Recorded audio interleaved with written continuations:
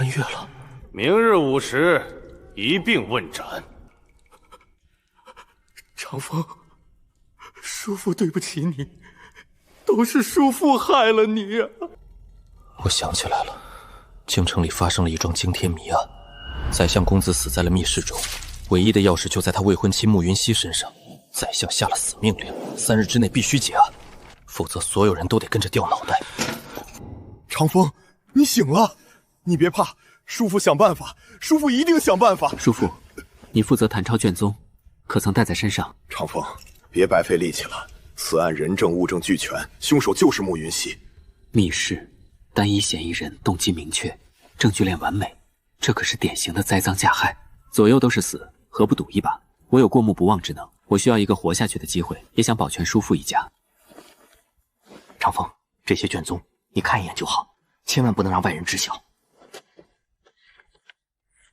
细节我已知晓，或许我能找到生路。哼，就凭你一个穷书生，吴叔宝，这是你家那个吃白食的侄子？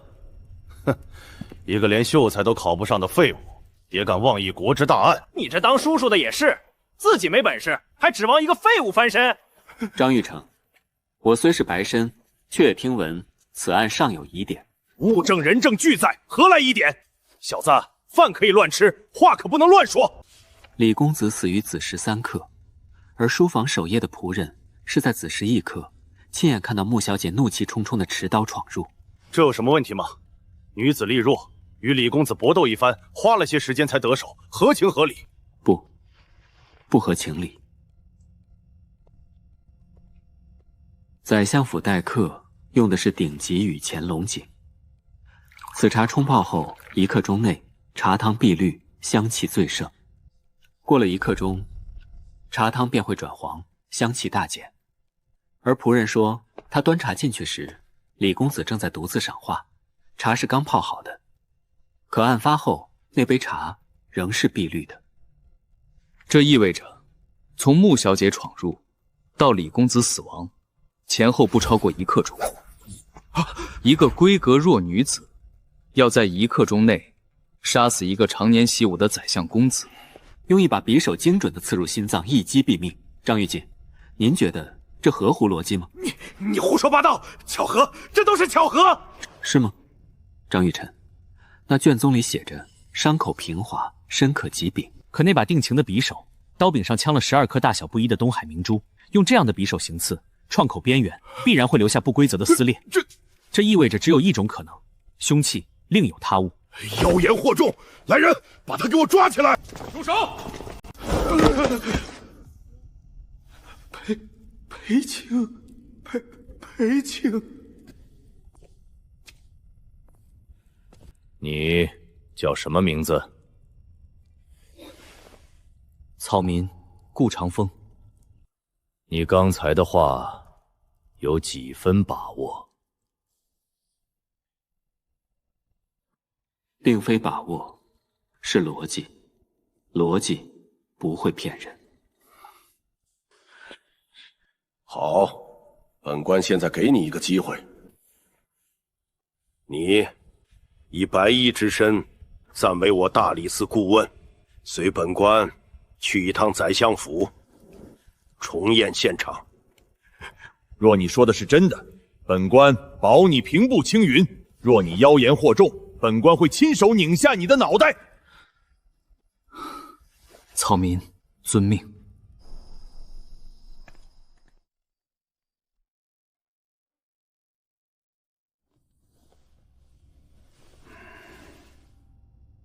裴大人不在大理寺拟定罪状，却带着一个不相干的人跑到我这王子府上，是何道理？李相节哀，此案尚有疑点，本官职责所在，不得不查。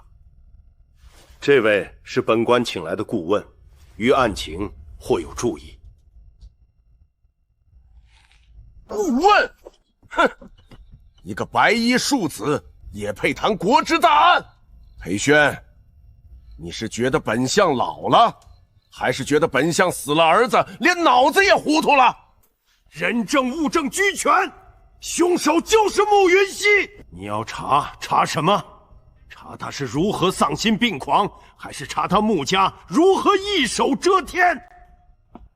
相爷，小子不才，只是觉得令郎死的有些蹊跷。敢问令郎的书房多久打扫一次？放肆！公子书房何等重地，自然是每日清扫，一尘不染。每日何时清扫？自是清晨卯时。那便奇怪了，案发于子时，距卯时时清扫已过了9个时辰。书房门窗紧闭，9个时辰，房中桌案、书架都该落上一层极薄的浮尘。可卷宗上，仵作和勘押现场的官差都写着房内洁净，无甚灰尘。这说明，在案发前不久，有人仔仔细细地打扫过那间书房。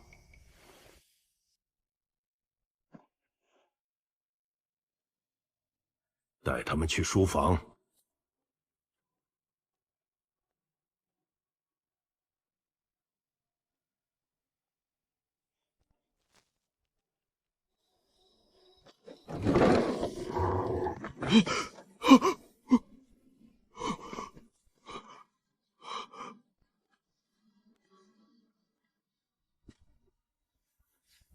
张玉婵，卷宗里说，窗户是从内侧用叉烧锁住的，对吗？是的。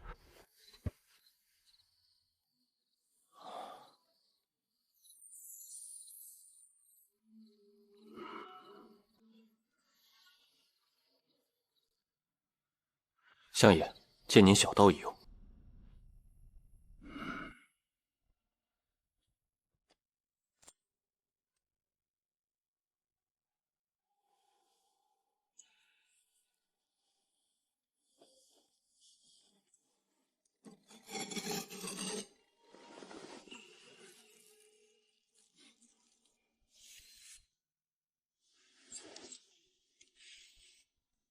有意思。长风，你发现了什么？我发现了一个勤劳的凶手。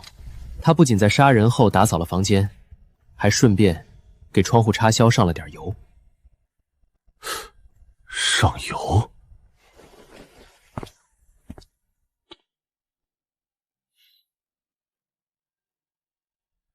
这窗户有些年头了，开花时必然会发出声响。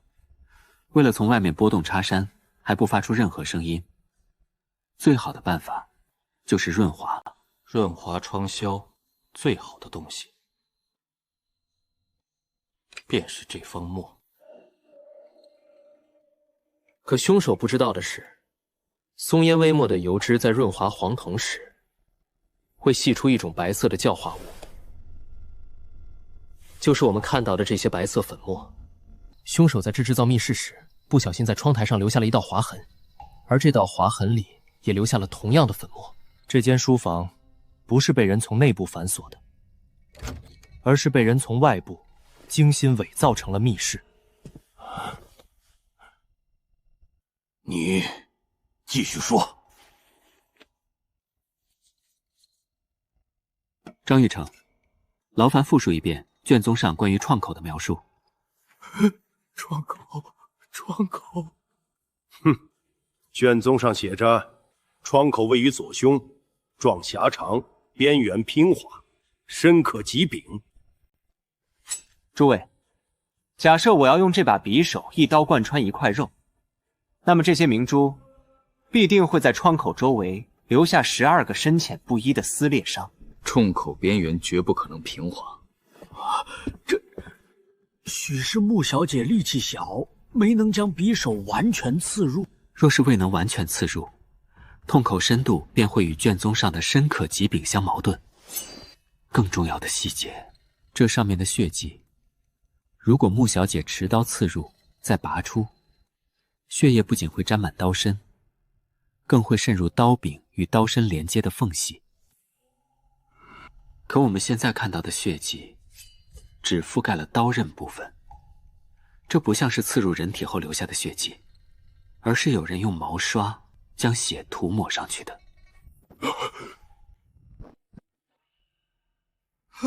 相爷饶命，裴青饶命啊！下官也是被蒙蔽了，是那仵作，对，一定是那仵作验错了，是他疏忽大意，是他该死啊！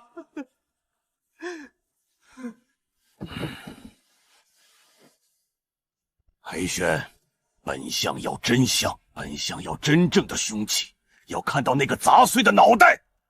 可是，现场已被清理，时隔3日，想找到真凶器，如同大海捞针。不，还有一个地方，一定留下了最直接的证据。那便是令郎的遗体。只要重新验尸，便可推断出真正的凶器，甚至可以推断出凶手的信息。放肆！我家公子已经身故，岂容你这庶子再次亵渎其身？相爷不能听他的。好，本相准了，但本相只有一个要求：若你验不出个所以然来，本相要你为我儿陪葬。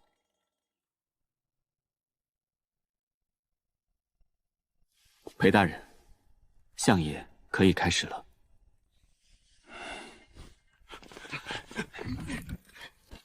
相爷三思啊！公子已经入土为安，怎可再受这般叨扰？传出去，我相府的脸面何存呐？脸面？我儿子的命都没了，还要脸面做什么？开棺！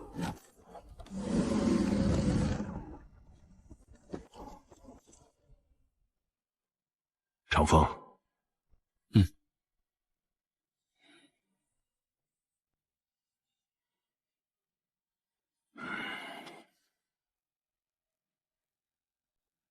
窗口边缘没有压痕，没有因外力挤压造成的皮下出血，这绝不是那把金玉满堂能够造成的。奇怪，怎么？死者右手的指甲同样修剪过，但唯独这根食指，指甲的边缘有轻微的断裂和磨损，而且在甲缝之中有一块暗红色的东西。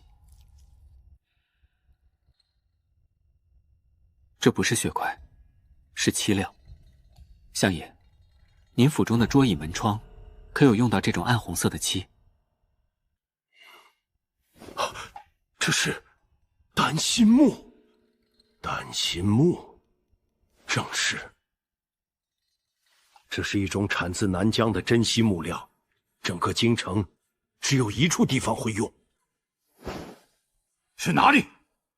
东宫。裴宣，你确定？下官认得此物，早年随先帝南巡，曾见过此木，绝不会错。你的意思是，凶手来自东宫？草民不敢断言。此物在令郎的指缝中发现，说明令郎在死前曾奋力抓挠过一件由丹心木所制的东西，这只能证明凶手在案发前后必然与东宫有过接触。闭关！今日之事，若有半个字传出去，本相让他全家在京城消失。裴大人，顾长风，你们两个随我来书房。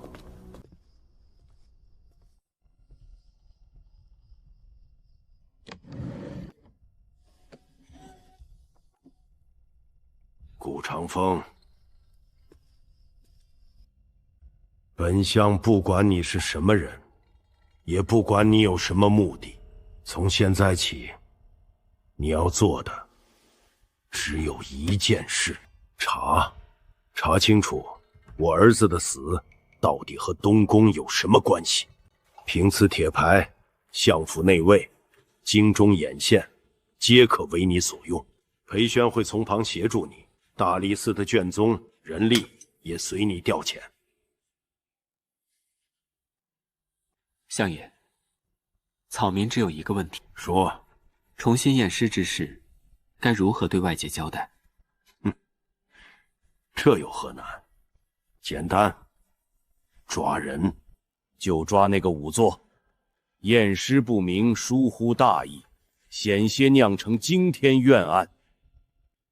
这个理由足够堵住悠悠众口。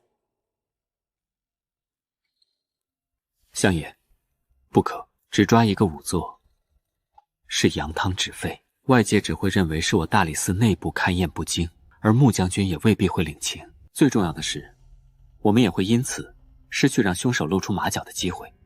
那依你所见，我们应当如何做？我们要做的不是了事，而是生事。如何生事？将当日所有参与现场勘验之人一并拿下。罪名是玩忽职守、结党营私、意图构陷忠良。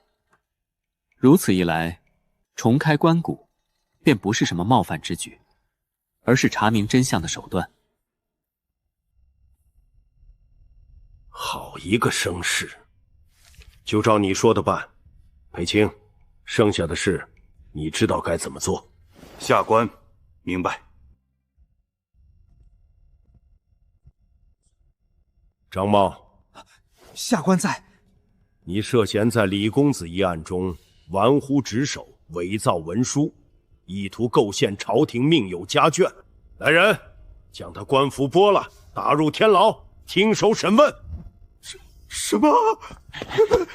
不，冤枉！裴青，相爷，我冤枉啊！堵上他的嘴，带走。叔父，我们回家吧。完了，全完了。叔父，你别叫我，我没你这个侄子。我吴家世代清白，怎么就出了你这么个搅动风云的妖孽？这是相爷给的。叔父，别怕，从今往后，不会再有人敢随便欺负我们了。我的老天爷，你这是怎么了？脸色这么差，是不是又被那个张茂给欺负了？没事。叔母，今日寺里公务繁忙，叔父累着了，让他歇歇就好。饭菜还热着吗？我跟叔父都饿了。热着呢，我再去给你们热热。谁呀？这都什么时辰了？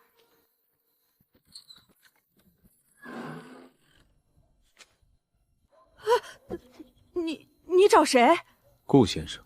叔母，是我的朋友，有些事情要谈，您和叔父先吃。相爷的铁卫。困13，铁卫统领，奉相爷之命，前来听候先生差遣，此为信物。信物就不必了，我信相爷，也信你，但我不信这个。先生的意思是？我只需要你们的眼睛和耳朵。你们是专业的，我是外行，所以我不会指挥你们怎么做，我只会告诉你们我需要什么。先生请吩咐。好，我需要知道过去5年京城之内所有关于丹心木的记录。范围太大了，那就缩小范围。第一，谁在卖；第二，谁在用；第三，谁在做。需要多久？3日，名单会送到先生手上。太慢了，我明日就要。我不需要完整的名单，我只需要最可疑的第一个名字。好，去吧。好。叔父，今日寺里可还太平？都挺好的。张茂的事儿没人提，没人提才是问题，说明他们怕，怕就会有敬畏，有敬畏，叔父以后在寺里的日子会好过许多。哎呦，这不是穆家的小将军吗？穆将军怎么到我们这穷巷子来了？快看快看，是镇国将军府的二公子长风，你是不是？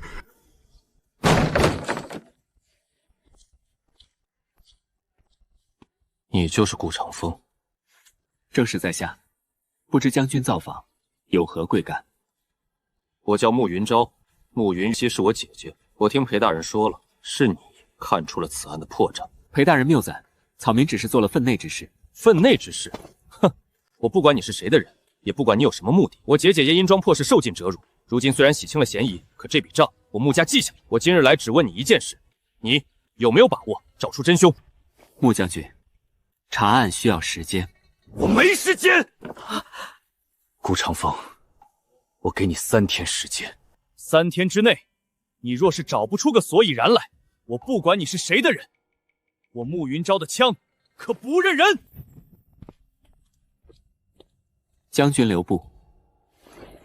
你还有什么屁话？将军可知，这世上最完美的犯罪不是天衣无缝，而是留下一个所有人都相信的错误的真相。令姐的案子便是如此，而将军您现在就在做和凶手一样的事。你什么意思？你用穆家的权势来逼我，这会让所有人都急于找到一个真相。到那时，我们找到的可能就不是真正的凶手，而是那个最适合当凶手的倒霉蛋。那我该怎么做？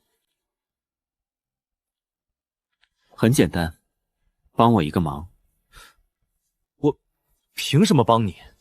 我们是同一条船上的人，穆将军。我就不信，难道我的人查不出东西吗？当然了，但你的人去查，是敲锣打鼓的告诉所有人我穆家在查这个案子，而我的人去查，别人只会以为是相爷在泄私愤，在找东宫的麻烦。东宫？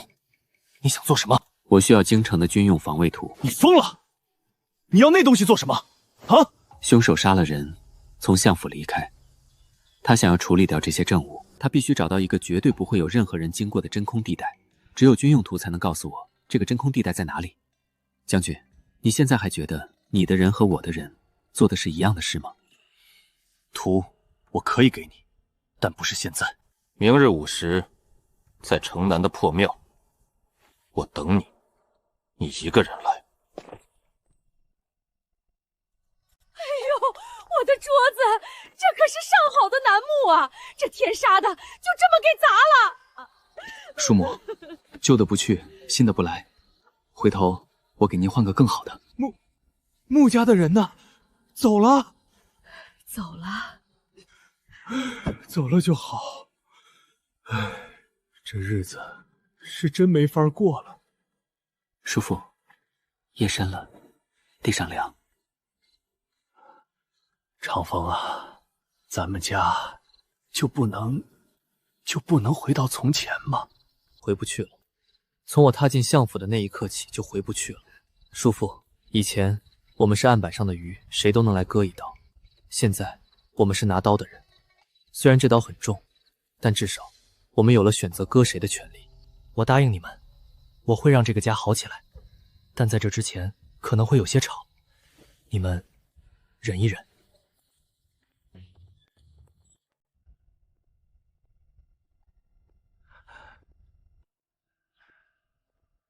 来了。下官吴谦，拜见裴卿。吴主宝不必多礼，坐。令侄顾长风，他是个奇才啊。昨日穆家那小子来找过你了？是。令侄没吃亏吧？没吃亏，就是家里桌子吃了一点亏。桌子是小事，回头我让库房给吴主簿送一套黄花梨的过去，你看如何？不，下官万万不敢。吴主宝，你是个聪明人，令侄现在做的事，关乎很多人的性命。你要做的，就是让他安安稳稳的把这件事做完。顾长风不能出任何意外，你明白吗？下官明白。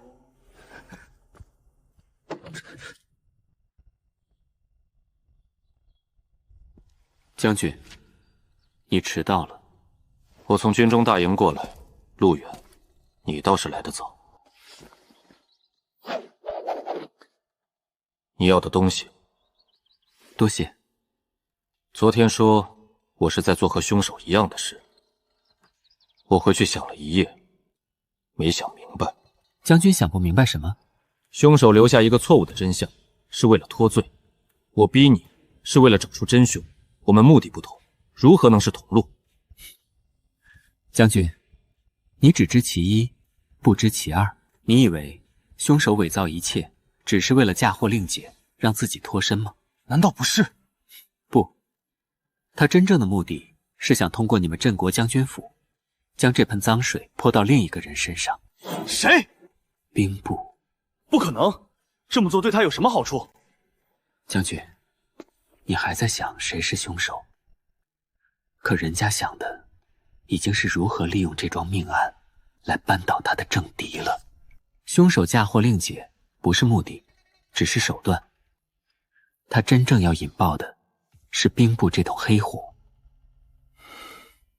而令姐就是那枚火星。他算好了一切，布了一个完美的局，就等着所有人一步步走向深渊。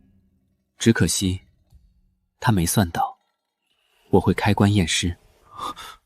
我该怎么做？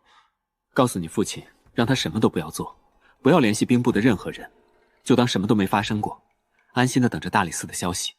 这怎么行？这不是坐以待毙吗？不，这是告诉那个藏在暗处的人，我们没有上钩，他精心布置的计谋失效了，他会怎么办？他会着急。人一着急就会犯错，而我们就在等他犯错。将军，你真正的战场在兵部，回去吧，用你的眼睛好好看看。长风，你回来了，这可怎么办啊？裴青送来的黄花梨的，这比要了我的命还难受啊！长风，这得值多少钱啊？咱们家把它卖了，是不是下半辈子都不用愁了？叔母，这是大理寺卿送的，你敢卖，明天就有人敢上门抄家。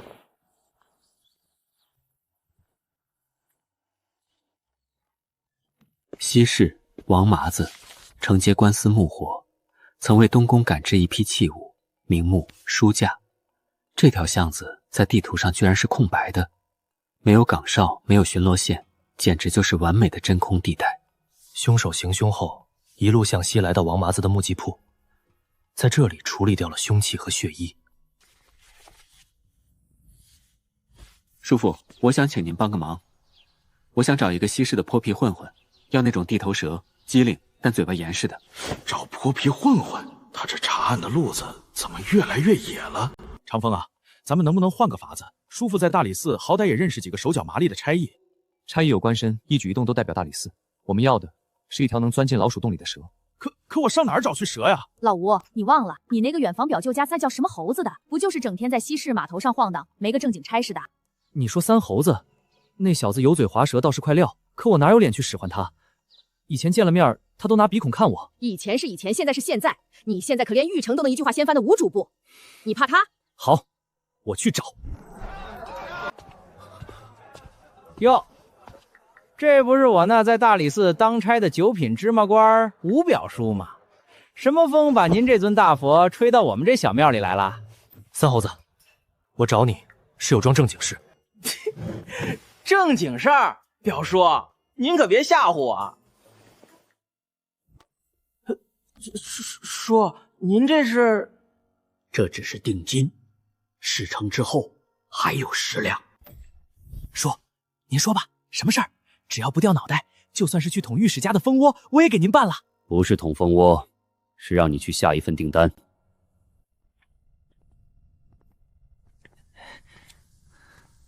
你就是三猴子？是小人。我叔父都跟你说了？说了，去王麻子木器铺下订单，说是东宫要的。不够具体。记住，你要的是书架，样式要和上次送进东宫的那批一模一样，用料必须是南疆的丹心木，做工要加急，钱不是问题。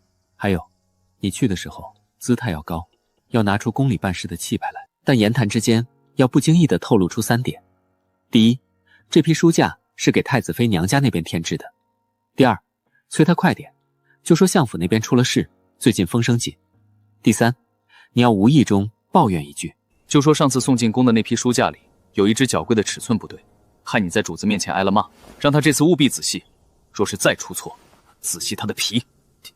听明白了。去吧，记住，我只要王麻子的第一反应。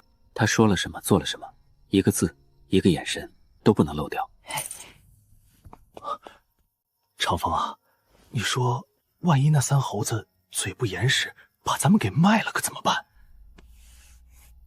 叔父，你给他的是15两银子，而他泄密要付出的是他的命。15两银子和1条命，我相信他会算这笔账。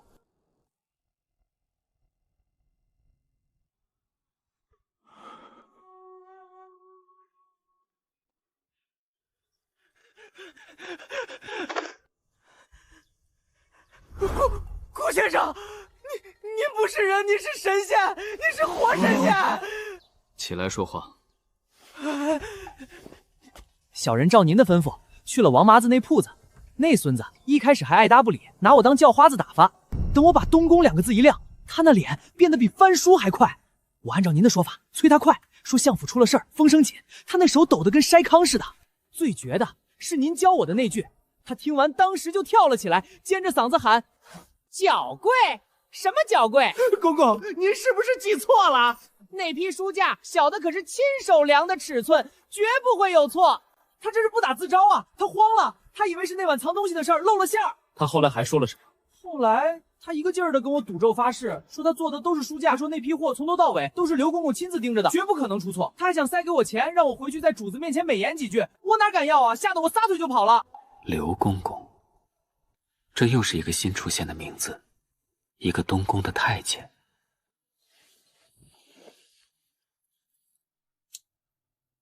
做得很好，这是你的报酬。顾先生，这钱我拿着，记住，今天的事烂在肚子里。从今往后，你没见过我，也没去过王麻子的铺子。是，小人明白，小人烂在肚子里。长风，那王麻子他就是凶手？不，他不是凶手，他只是一把钥匙，一把沾了点脏东西的钥匙。那我们现在怎么办？报官，让裴青去抓人。抓了他，线索就断了，那条藏在他背后真正的大鱼就再也钓不出来了。叔父，天就快黑了，去换件深色的衣服，我们今晚要去拜访一下这位手艺精湛的王木匠。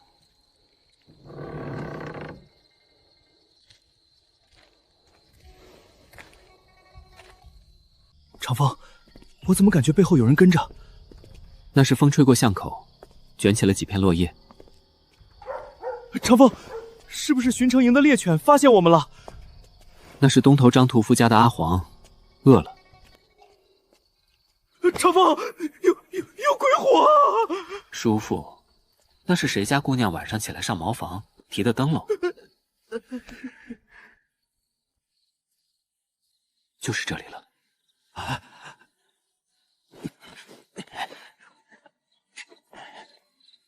嘘。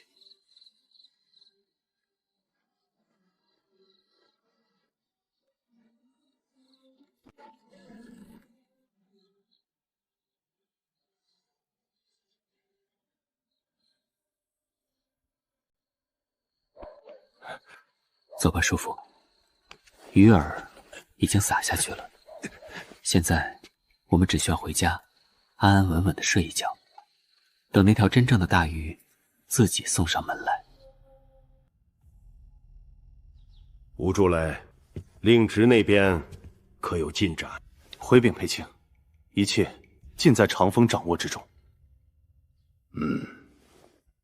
好，让他放手去做，有什么需要，大理寺全力配合。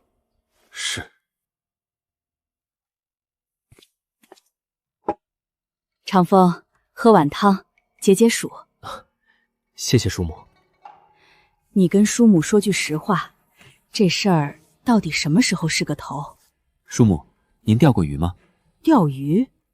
年轻时在乡下倒是跟人去河里插过几回。鱼竿冻得太厉害，它会受惊。我们昨天晚上就是那根冻得太厉害的鱼竿，鱼已经惊了。那怎么办？鱼惊了，躲在水草里不出来。最着急的就是那个放饵的渔夫，他怕鱼把嘴里的钩子吐了，更怕鱼带着钩子游到别的地方去。你的意思是，会有人去找那王麻子？一定会，而且就在今晚。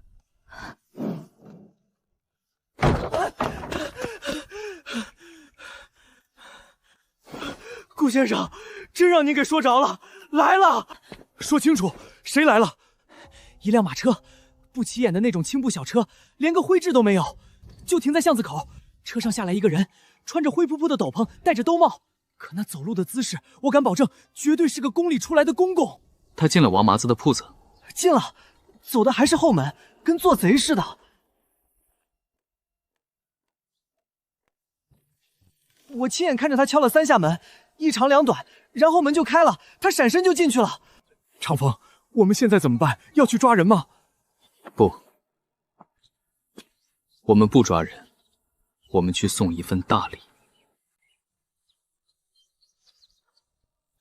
长风，你可别打我这桌子的主意，这可是黄花梨的，能传家的。叔母就是要拿它去传家，我们现在就把这份大礼送到王麻子的木器铺去。长风，你疯了吗？我们这一送，不就是明白告诉所有人我们在监视王麻子吗？这不是打草惊蛇吗？叔父，你只说对了一半，我就是要打草惊蛇，但我要惊的是那个躲在草丛后面的养蛇人。那个刘公公为什么来？因为他怕王麻子把他供出来，所以他连夜出宫，就是来封口的。封口无非是2种手段，一是威逼利诱，二是让他永远闭嘴。我们现在冲进去抓人也没有证据，最多关他几天，然后呢，他背后的人就会彻底隐匿起来，线索就全断了。所以，我们不是抓人，而是去送礼。你想想看，就在他们密谋时，忽然大理寺的人来送礼，送的还是一份由大理寺卿亲赐的黄花梨木家具。你会怎么想？就是告诉他们，我们大理寺在盯着你，不抓你是因为我们给无论部面子，而且这份礼并不是送给王麻子的，而是请他代为保管，这代表我们把王麻子当成自己人。你们觉得那刘公公会怎么想？可谁去送？这么晚了，上哪儿找人去搬这么个大家伙？叔父，该您出马了。我？您现在就去大理寺，就说府上遭了贼，您不放心，要把裴清赏的桌子寄放在老友家中，您需要征用几名差役帮您搬一趟。这行吗？为什么不行？您是9品主簿，又是这桩案子的关键人物，整个大理寺现在谁敢不给您面子？您要人搬个桌子，那是他们的荣幸。谁啊？王老弟，是我吴谦，你吴大哥。是吴大哥啊？这么晚了有什么事儿吗？最近府上不太平，裴清赏的这套宝贝放在家里实在不放心，想来想去，整个京城我就信得过你王老弟的手艺和人品，想把这套桌椅暂且寄放在你这儿。你放心，等风头过去，大哥我必有重谢。吴大哥，哎呀，王老弟，你怎么坐地上了？快起来，地上凉。都愣着干什么？还不快把东西给王老板抬进去！小心点儿，这可是裴清赏的，磕了碰了，把你们卖了都赔不起。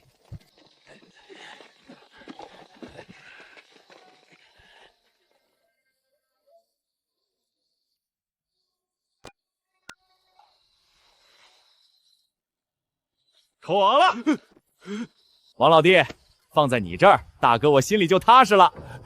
这可是关系到咱们身家性命的宝贝，你可得给我看好了。这几天就辛苦你了，等风头过去，我来取的时候，少不了你的好处。好了，收工。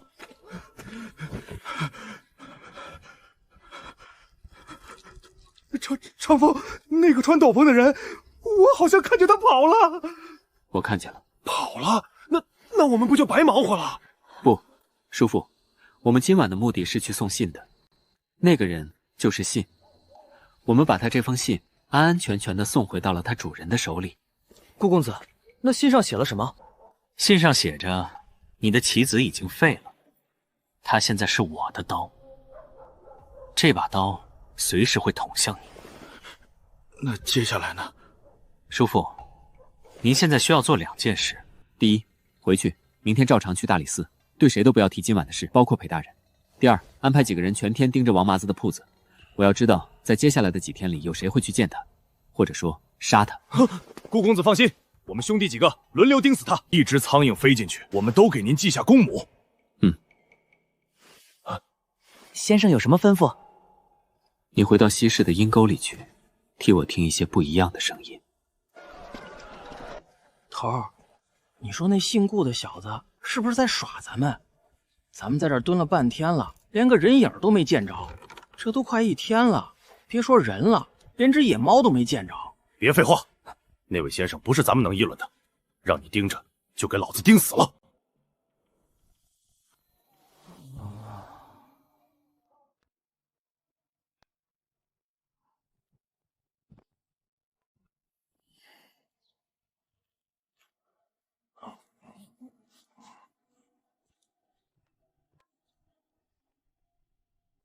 头儿，这时间、样貌、特征都记下来。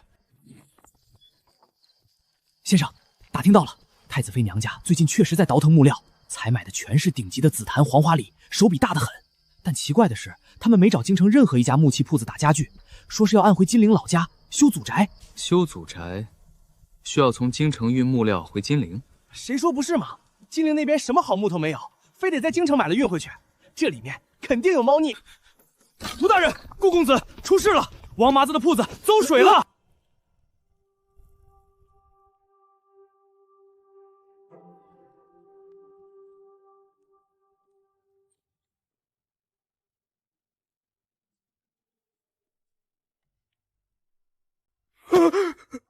是自杀吗？不像，尸体还没僵，我刚才斗胆看了一下，他脖子上的勒痕下面还有一圈指印的淤青，像是被人先掐晕了，再吊上去的。他们为什么要留下这套家具？这是证据啊！这不是明摆着告诉咱们他们来过吗？不，这不是证据，这是一封战书。他们杀人放火是为了毁尸灭迹，但他们留下家具是在向我们示威，想让我们知难而退。可惜他们想错了，他们留下这套家具也留下了一个破绽。破绽？什么破绽？魏捕头，我想请你帮个忙。顾公子请讲。找2个力气最大的兄弟，把那张椅子抬起来。是。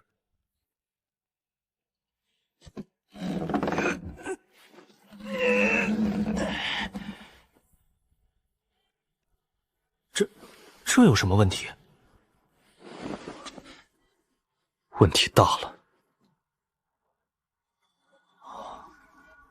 这椅子是火着起来之后才被搬到这个位置的。凶手们在杀人放火之后，不慌不忙地将这套家具从墙角搬到了屋子正中。魏捕头，你再看看那根绳子。绳子也是在充满了烟灰的屋子里才被挂上去的。他们先放火，再杀人，最后把一切都弄得像是畏罪自焚的假象。可惜，演得太过了。那个乞丐，他不是来讨饭的，他是来望风的，是来确认你们走后铺子里没有埋伏的。把他画下来，身高、样貌、衣着，还有那根当拐杖的木棍，所有细节都不要放过。是。然后把京城里所有的眼线都撒出去，我要这个人，活的。叔父，这案子您得接下了。接下？这不是大理寺的案子吗？我只是个主簿。从现在起，他就不只是大理寺的案子了。这案子，裴青一个人扛不住，他需要有人在明面上替他把这些案子串起来。您就是最好的人选。我这辈子没办过案子啊。您不用办案，您只需要坐到大理寺的案牍库里，把所有相关的卷宗都摆到您自己的桌子上，然后该喝茶场喝茶，该发呆发呆。就这么简单？就这么简单。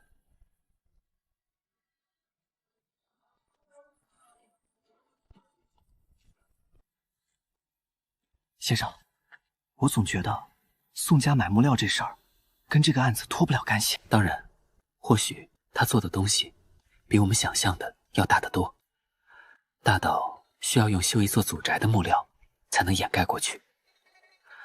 三猴子，我需要你再去一趟金陵。去金陵？对，去宋家的祖宅看看。你在外面好好的看一看。看什么？看他有没有冒烟。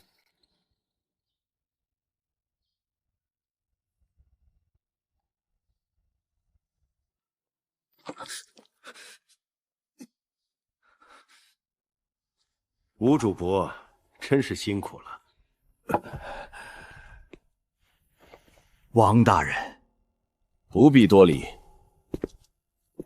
本官听闻吴主簿将此3案并查，实在是我辈楷模啊！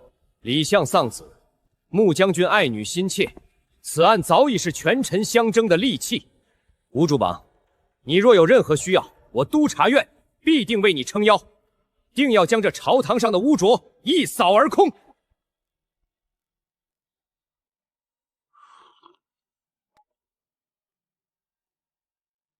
吴主簿，可是有什么难言之隐？既然吴主婢胸有成竹，那本官就不打扰了。这鱼儿当的也太他娘的吓人了。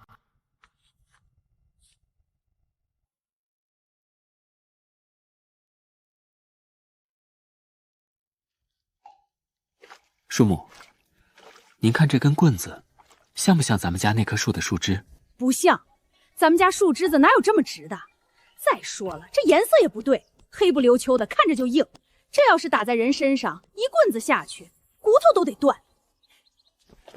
快点！顾公子，让你说着了。我们把京城大大小小的乞丐我都翻了个不遍，没人认识画上这个人。意料之中。魏捕头，你见过这样的拐杖吗？少见，这么直溜的硬木棍，倒像是练家子用的短棍。我需要知道这是什么木头。这光凭一幅画，怕是不好认。有了，我认识一个老木匠，京城里就没他不认识的木头。我这次就让他来看看。这木头是紫檀的，颜色是红的，上面有一些黑色的条纹。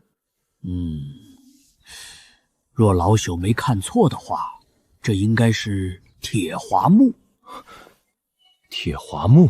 对，这玩意儿产自辽东苦寒之地，木质比钢铁还硬。这东西在城里用处只有一个，用来做羽林卫的校场演武棍。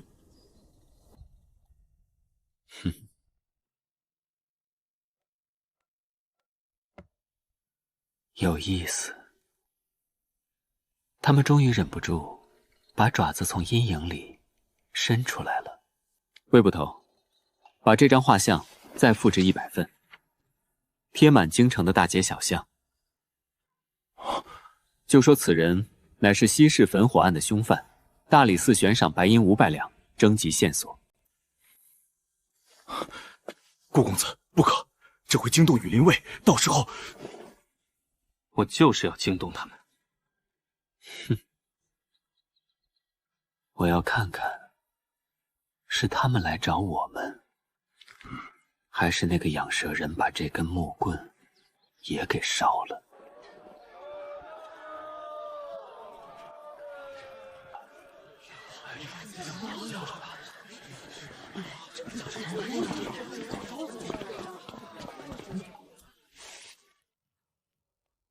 吴主榜，本官倒是不知道，我大理寺何时富裕到了用500两白银去悬赏一个乞丐？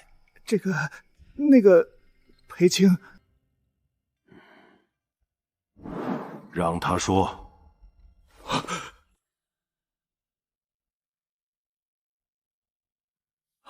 裴青，此举实属无奈。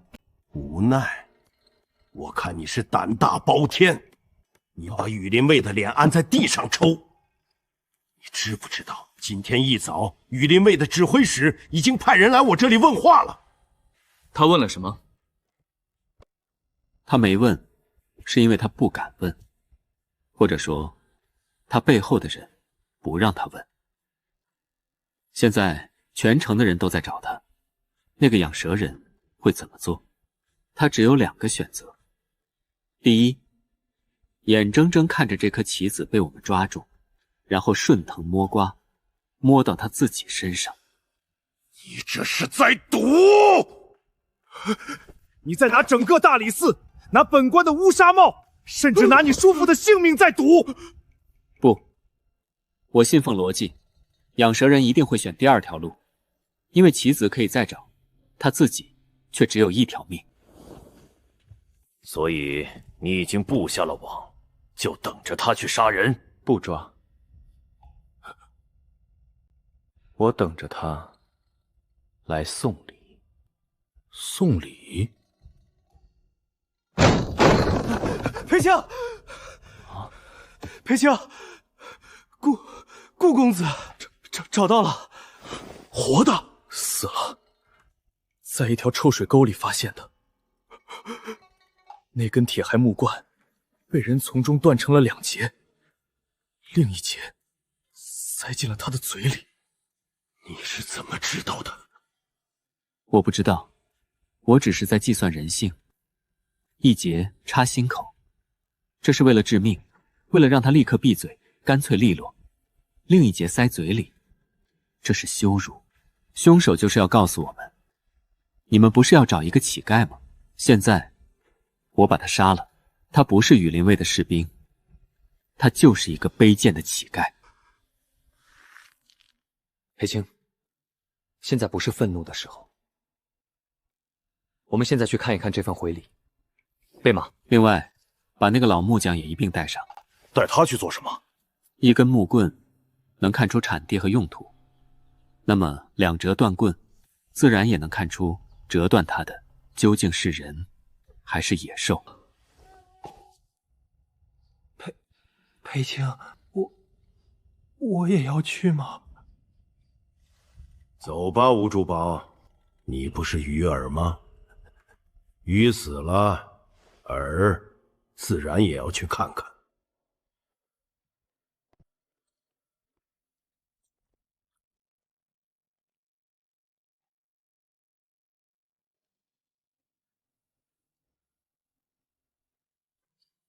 魏捕头，第一个发现尸体的人呢？是一个拾荒老头，天不亮就出来捡东西，结果就看到了，吓得当场就报了官，人已经带回衙门录口供了。把尸体抬上来，记住，动作要轻。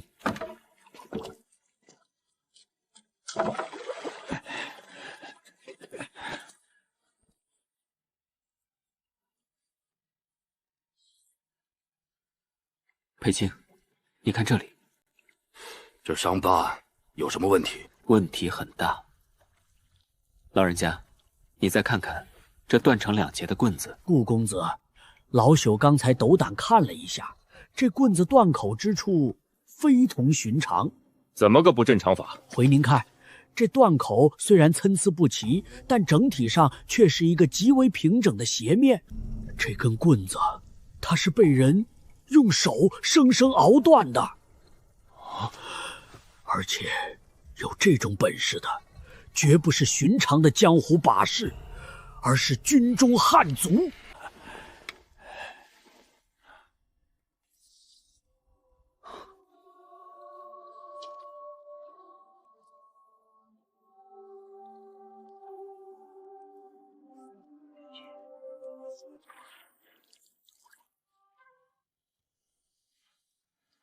这是指痕。凶手在凹断这根木棍时，因为用力过猛，他的手指扣进了木头里，留下了这3道平行的划痕。我刚才就在想，这个伤疤是怎么来的。现在我大概知道了，凶手应该是带了虎爪。你是说，凶手是禁军中的死士？我没有说，逻辑只能推导出可能性。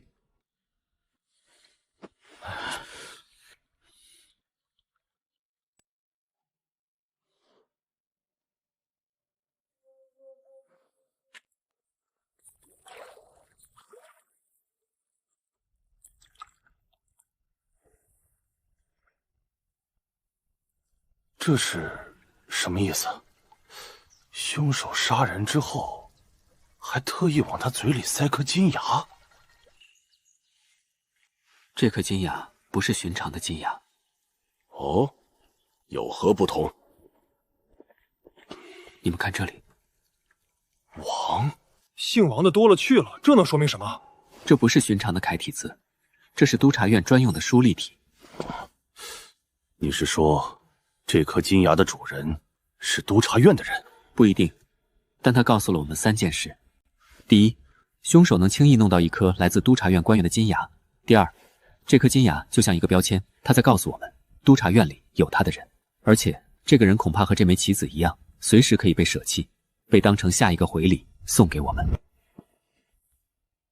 那第3点呢？哼，第3点，他为什么要留下一个王字？前几日是谁去了叔父那里，说是要为他撑腰？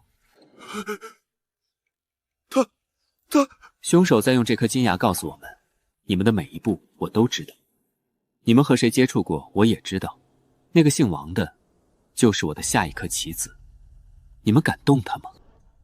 裴青，现在您明白这份回礼的全部含义了吗？他和我们发出了战书，他是在玩弄我们。顾长风，本官现在只想知道一件事：我们该如何破局？既然他把王大人推到了我们面前，那我们就去会一会他。不是我们去，是叔父，您去。我不去，打死我也不去。那个王成一看就不是好东西。叔父，您现在是鱼饵，鱼饵的作用就是去钓鱼。可那是鲨鱼，会吃人的。所以您不是去跟他斗智斗勇，您是去求助。求助？没错，您就跟他诉苦，去卖惨，把大理寺的无能演到极致，然后无意中向他透露一个消息，就说最近的案子似乎和镇国将军府有关。这不是胡说八道吗？怎么又扯到镇国将军府头上了？那个王成他不是自诩清流，要扫除朝堂脏污吗？现在我给他递一把刀，一把可以同时捅向穆将军和李宰相的刀，你猜他会怎么做？就这么办。吴谦，下官在。此事就交给你了。你不是一直抱怨自己在大理寺只是个深抄案卷的主簿吗？现在本官给你一个机会，办好了，本官重重有赏。哼，办砸了，你就自己去那条臭水沟里找个好位置吧。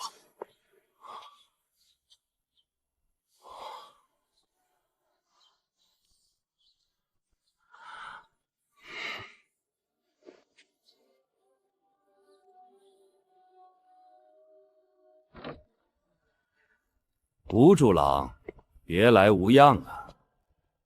上次本官去看你，你还对本官爱答不理，怎么今日却屈尊来我这小地方了？王大人，救命啊！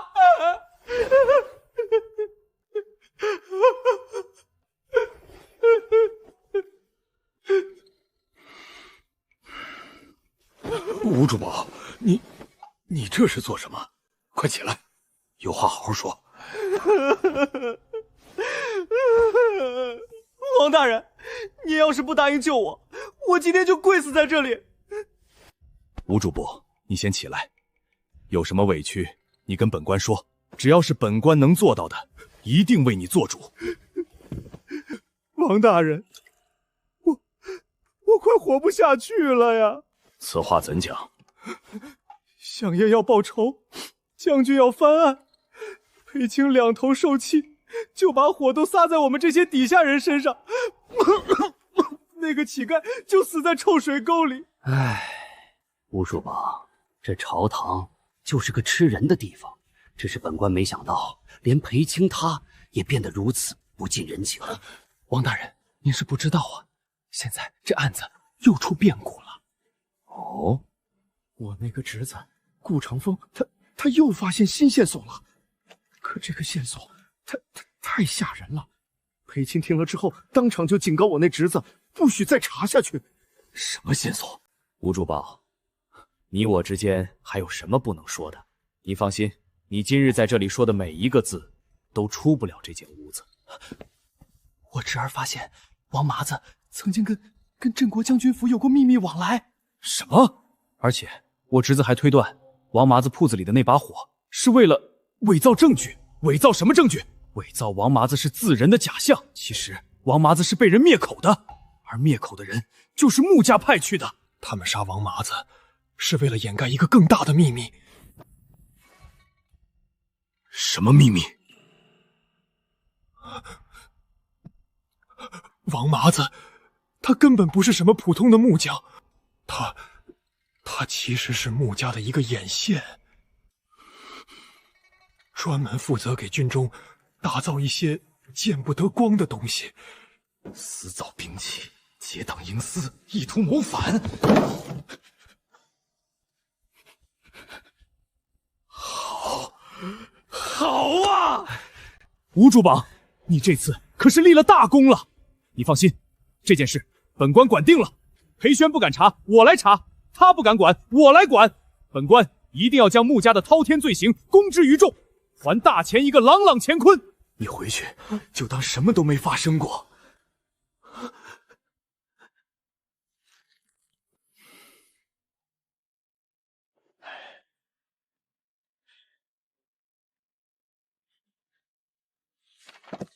他信了？信了，信得死死的。他现在估计已经开始写弹劾将军们的奏折了。他还给了我100两银子，让我继续给他提供证据。很好，他这么一闹，只会起到的作用。什么作用？打草惊蛇。王成会像一条疯狗一样去查所有和穆家有关的人和事。他闹这么大的动静，那个真正藏在穆家的养蛇人，他会怎么办？他会慌，他会以为是我们查到了什么，所以才借督察院的手来敲山震虎。他为了自保，就必然会做出一些过激的举动，而我们就在等他动。可穆将军那边要是知道了是咱们在背后搞鬼，他不得把咱们俩的皮给扒了？他不会知道的。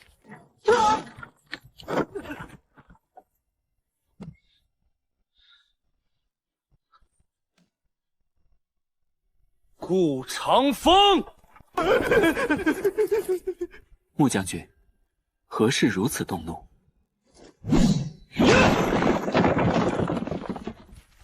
何事？我的人刚刚得到消息，督察院的王成像疯了一样，正在四处搜集我穆家的罪证，说我父亲意图谋反。他还说王麻子的死是我穆家派人下的手。我之前来找你，你告诉我不要打草惊蛇，我信了。我穆家为了配合你查案，自断手脚成了砧板上的肉。结果呢？结果你转过头就拿我穆家的清白和名誉去当你的鱼饵。顾长风，你是不是觉得我的枪不够快？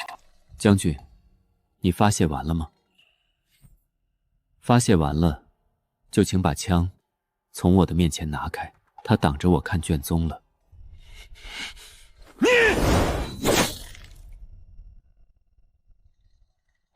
将军，杀了我很简单，但你穆家也就坐实了罪名。到时候都不用王成弹劾，你穆家就会被连根拔起。你到底想干什么？我想干什么，你很快就知道了。将军，你现在要做的是回家去告诉你父亲，让他做好准备。准备什么？准备开战。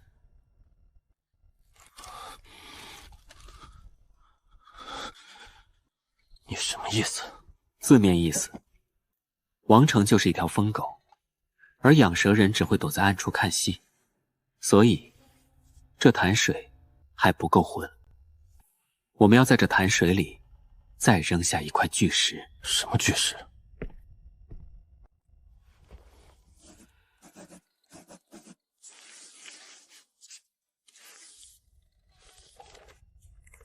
将军，你回去将这张纸条交给你父亲，告诉他，这是我给他的一个建议。他有选择的权利，但这是他唯一的机会。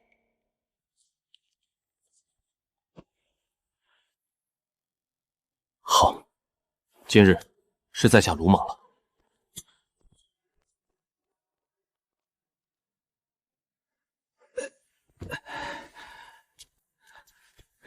长风，你到底给他写了什么？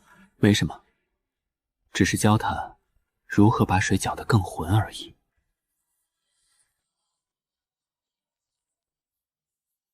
啊！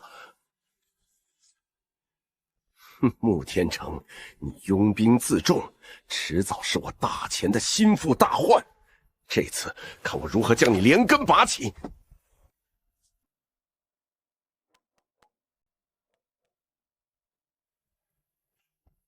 谁？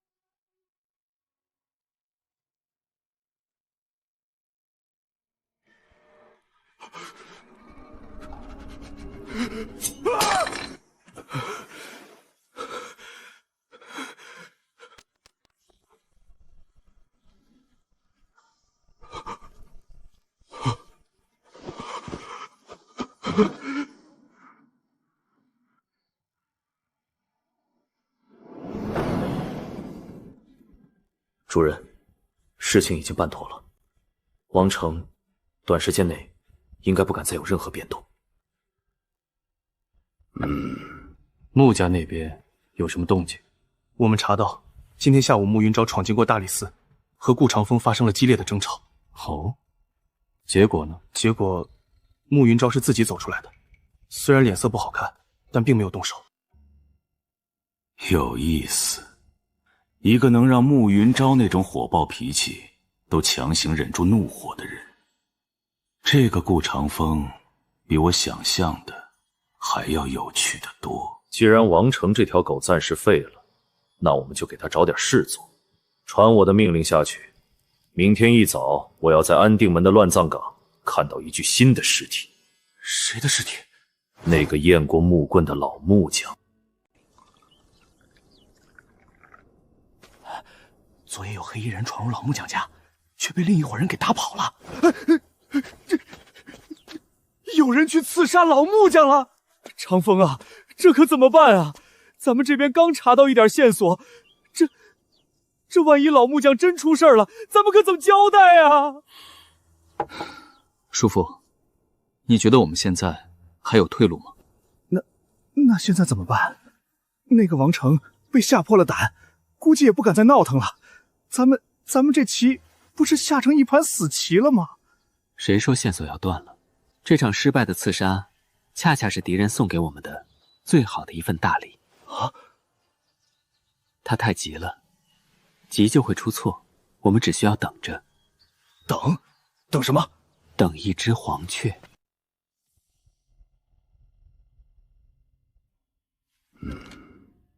父亲，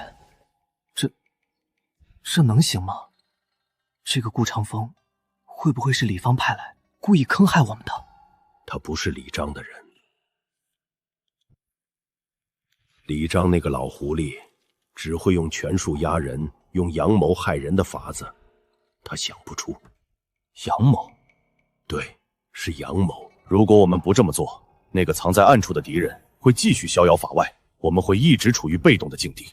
可如果我们照他说的做了呢？我们主动要求自查，这是何等的坦荡！王城那些捕风捉影的弹劾，瞬间就成了一个笑话。而我们则可以借着这次自查的机会，把军中那些钉子一颗一颗拔出来。好一招引蛇出洞！顾长风，他不是在帮我们，他是在利用我们。好小子，好手段！将军，太子殿下传来口谕，太子听闻穆小姐受了委屈，特命他送来一些安神的补品，请将军和小姐宽心。父亲，这太子是什么意思？他这是在向我们示好？哼，示好。云昭，你记不记得上次李景的案子，我们查到凶案现场有东宫乐有的丹心木木屑。父亲，您的意思是？没错，这个案子从头到尾都和东宫脱不了干系。他现在派人来，就是来试探我们穆家的反应。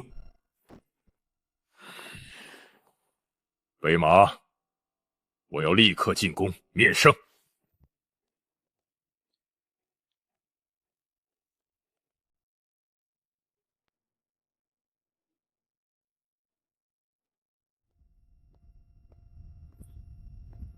宣镇国大将军穆天成觐见。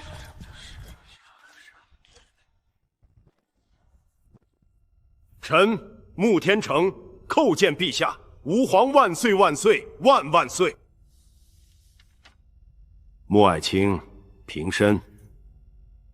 爱卿如此行色匆匆的进宫，所谓何事？臣有罪，特来向陛下请罪。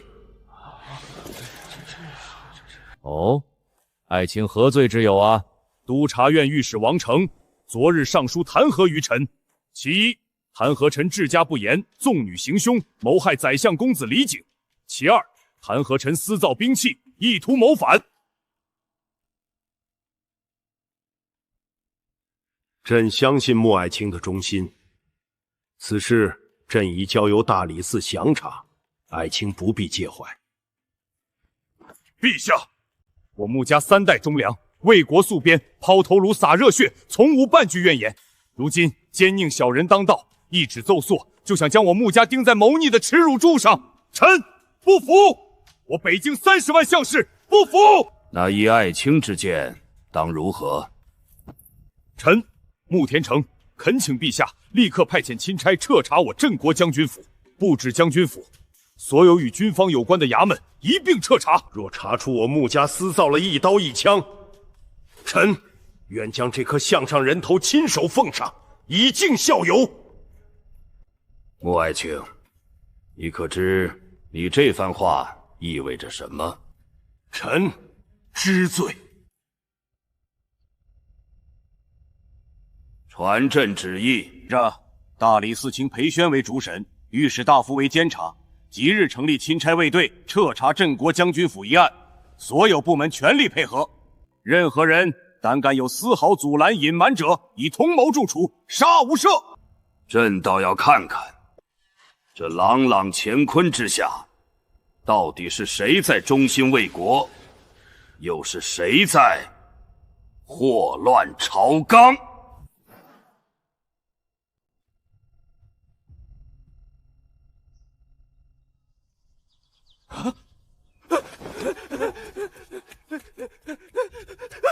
朝风啊，朝风！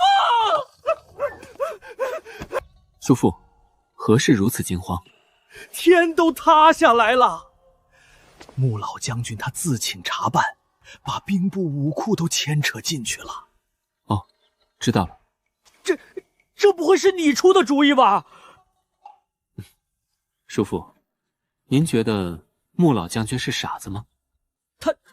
他当然不是。那不就结了？他不是傻子，却做了你眼中的傻事，这说明他看明白了这盘棋。什么棋啊？这棋盘都要被掀了！不掀棋盘，又怎么能把那些藏在棋盘下面的老鼠一只一只全都给赶出来呢？穆老将军这一手叫置之死地而后生，把所有的压力都扔给了别人。扔给了谁？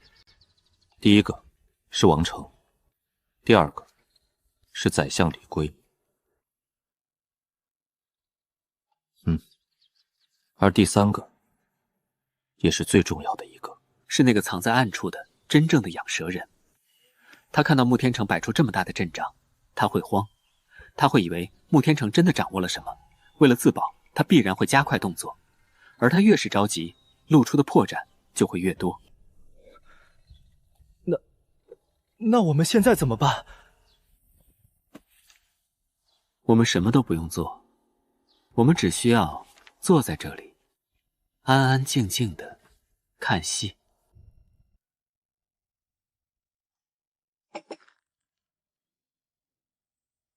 你说什么？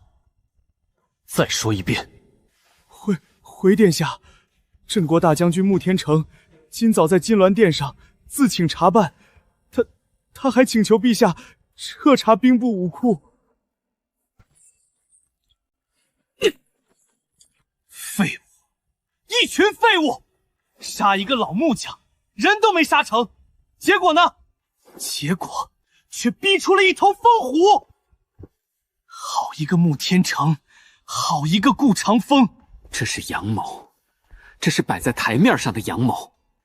他把刀子递到父皇手里，这么一来，王城那条狗就废了。本宫之前所有的布置，全都成了一个笑话。那个顾长风，查到他的底细了吗？回殿下，此人是吴谦的远房侄子，只是个屡试不中的穷酸秀才，并无任何出奇之处。穷酸秀才，一个穷酸秀才，能有这等算计人心的手段，能让慕云昭那种天不怕地不怕的二愣子都乖乖听话，能逼得本宫都不得不暂避锋芒。查，给本宫继续查。是。江作监那边都处理干净了吗？回殿下，所有相关的账目图纸都已经销毁，那些参与过的工匠也都处理妥当了。处理妥当了。钱老木匠，你们当初也说处理妥当了。殿下放心，这次绝不会再出任何纰漏。但愿如此。传我的命令下去，让兵部和武库的人都给本宫老实一点，不要有任何小动作。是。穆天成不是要查吗？我们就给他一个真相。殿下的意思是？没错，让羽林卫指挥使张贺来当这个替死鬼，所有的罪名都给他安上。一个羽林卫指挥使的人头，这份礼够重了吧？殿下英明，去办吧。记住，做得干净点。陈景云，裴青，此人有何不妥？此人不是不妥，是太妥了。他可是陛下的贴体心腹，如今陛下把他派过来当副使，位在我之下，这说明什么？说明陛下真正想用的是你。我？没错，你一个白身，陛下却让你将作为顾问。陈景云名为副使，实为陛下的眼睛，他会把你查到的所有东西一字不漏的直接呈报给陛下。好小子，你现在可是圣上钦点的刀了，这把刀用好了，能斩断这京城的重重黑账。裴青，我只信奉逻辑，逻辑指向谁，我便查谁，无论他是将军，是宰相，还是太子。好，有你这句话，本官就陪你赌上这顶乌纱帽。启禀裴青，顾公子，宫里来人了，是陈景云陈大人，说要见一见顾公子。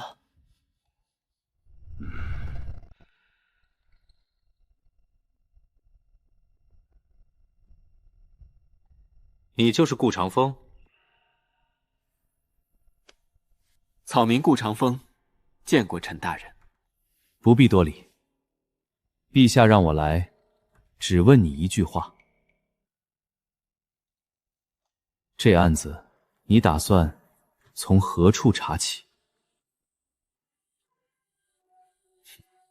回陈大人，草民不查人，只查物。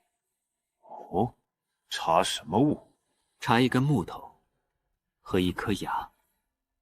杀死乞丐的铁壶木棒和那乞丐嘴里的金牙草民以为这2样东西就是解开这盘死局的2把钥匙。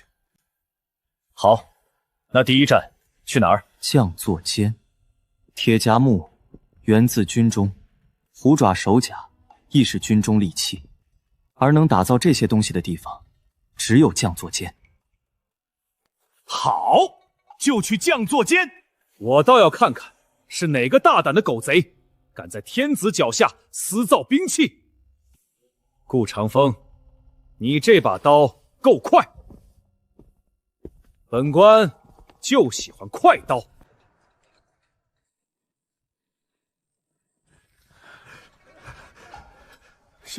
下官刘成恭迎钦差大人，不知大人驾到，有失远迎，罪该万死。刘大人，起来吧。本官今日奉陛下之命前来，是来查案的。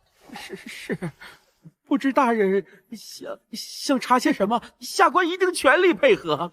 刘大人，把你们近3个月来所有的物料出入库账册、工匠名册、成品清单，全都给本官搬上来。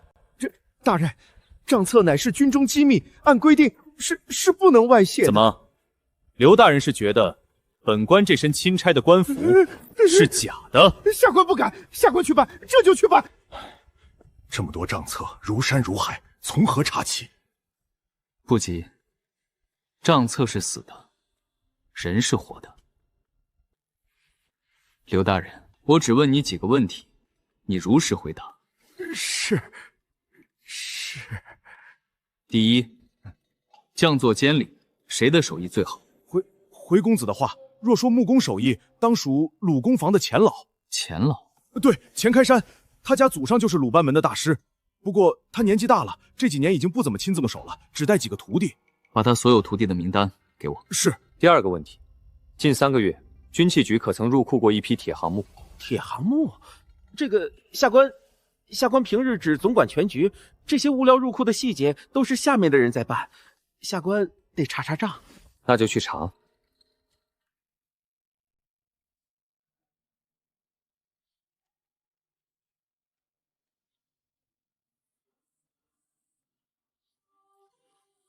找到了。什么？找到了？回大人，铁花木的记录找到了，在1个月前，确实有一批铁花木，但这批木料没有入我们军器局的库。那去了哪里？是被羽林卫的校尉张贺提走了。你说的是真的？千真万确，账册上写的清清楚楚，还有羽林卫的勘核，张贺将军的亲笔画押。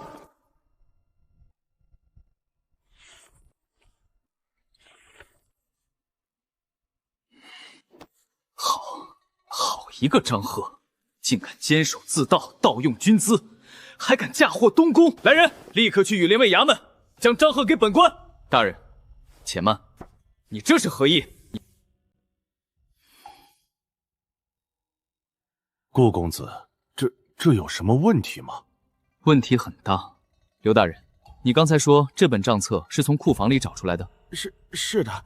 库房阴暗潮湿，账册存放已久，应该会有一股纸张发霉的味道，对吗？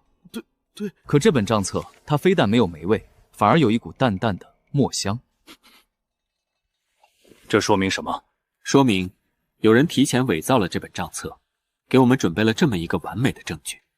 他想把祸水都引到张贺的身上，他想让我们就此结案。刘成，你好大的胆子！冤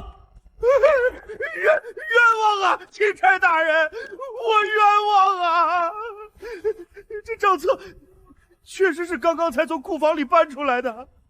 哼，一个4品的将座大臣，俸禄几何？1年120两。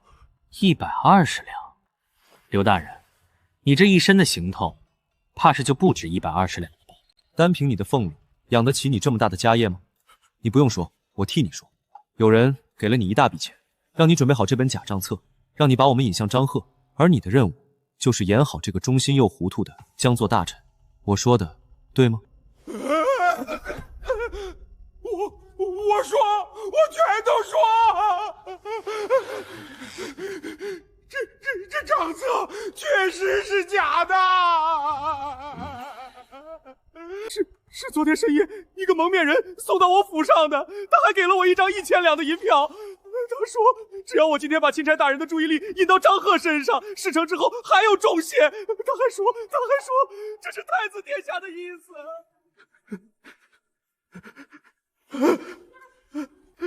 谁敢不从，就让我全家都去乱葬岗里团聚。把他带下去，严加看管。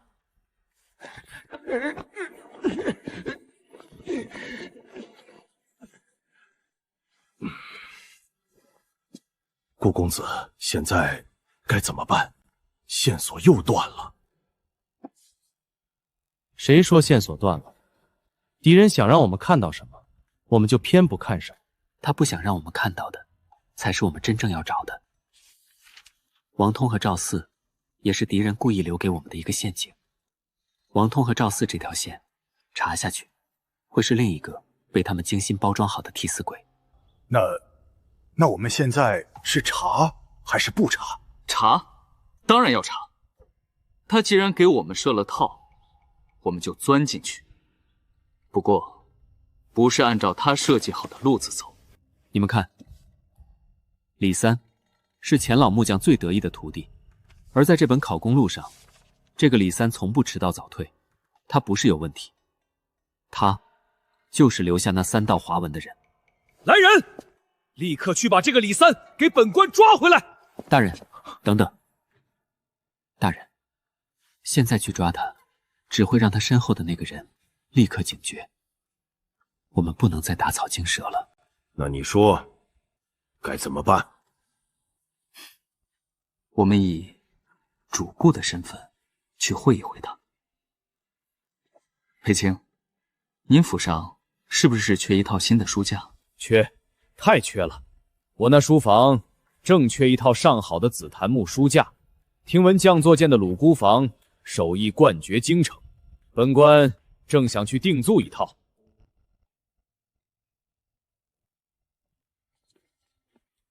哎呦，这不是裴大人吗？什么风把您给吹来了？快请进，快请进。李管事不必多礼，我今日是来找你们工坊的师傅定做一套书架的。定做书架？那您可来对地方了。我们鲁工坊的师傅个个都是好手，不知大人想要什么样、什么木料的？木料就要最好的紫檀木，样式嘛，得找个手艺最好的师傅。大人好眼光，紫檀木那可是木中之王。要说手艺最好的，那自然是我们的李三师傅，他可是钱老的亲传弟子，我这就去把他叫来。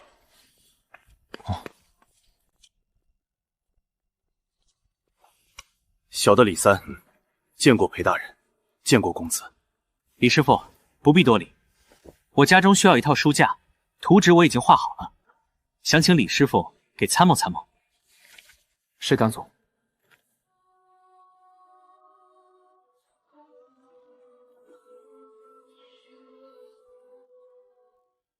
公子的图纸画得极为精巧，只是这个地方用寻常的纸榫怕是不够牢固，若是换成穿抄锡，不仅美观，承重也能增加3成。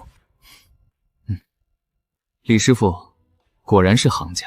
对了，李师傅，我听说你们也能做一些军中的器物。公子说笑了，我们卢国坊只做民用的家具，军中的器物我们可不敢沾。是吗？可我听说前段时间你们这里不是还打造了一批给禁军用的虎爪吗？虎爪？公子，您肯定是听错了，那是什么东西？小的连听都没听说过。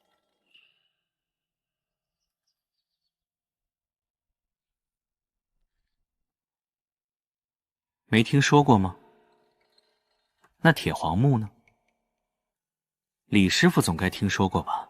听说过，那是辽东来的硬木，比铁还硬。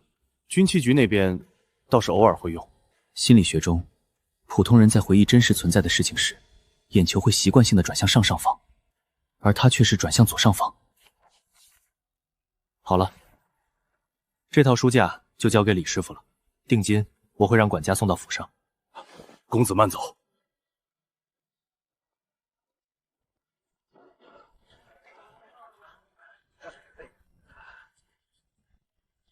长风，这就完了？这个李三看起来没什么问题啊。他在说谎。那我们现在就回去抓人？不，我们没有直接的证据。那怎么办？等。又等？对，我刚才故意把那张图纸留在了他的桌子上。那张图纸有什么问题吗？问题很大。我画的毛笋结构有一个致命的缺陷，任何一个有经验的木匠都能一眼看出来。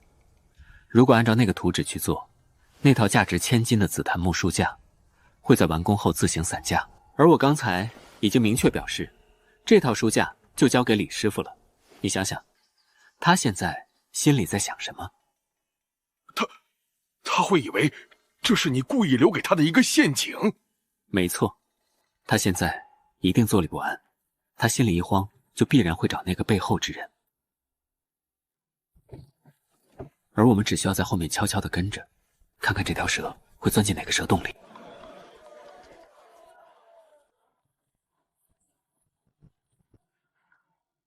长风，你这脑子到底是怎么长的？裴青过誉了。那我们现在怎么办？就在这等着？不急。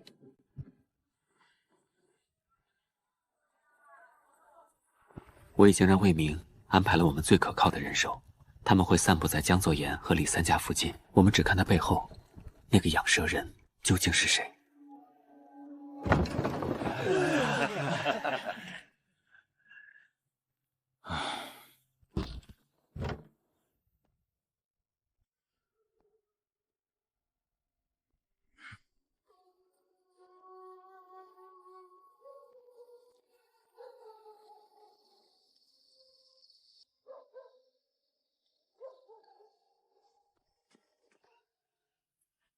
桃儿，这李三该不会今晚不出来了吧？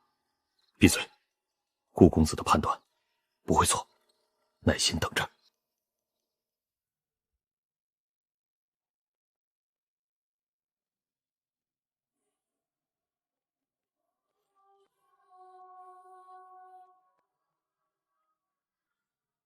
跟上。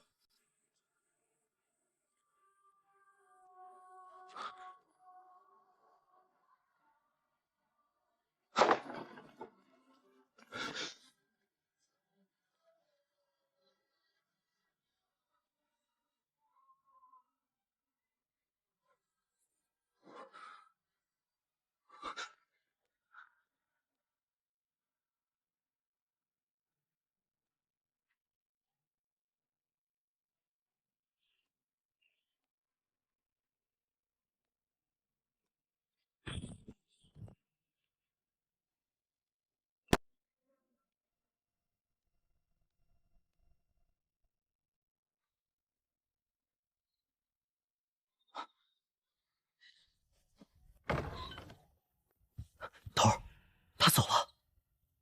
他没见人，只是在墙里藏了个东西。藏东西？怎么办，头儿？要不要现在过去把东西拿出来？不要动。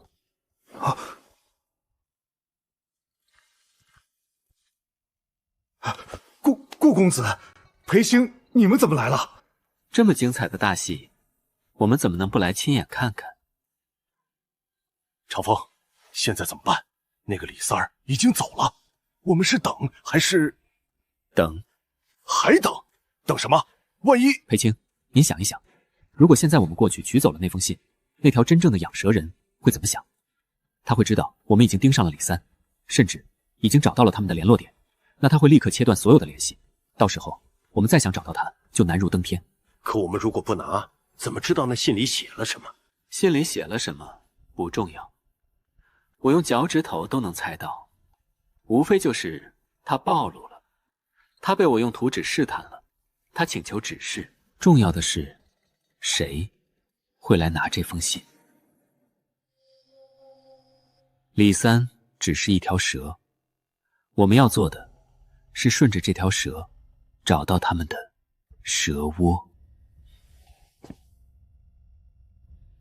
所有人原地待命，没有我的命令，谁也不许动。是。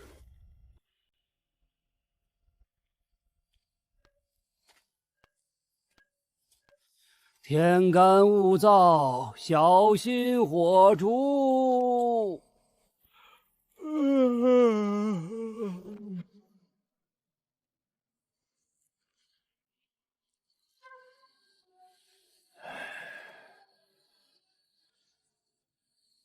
裴青，您看他的手，这不是更夫的手。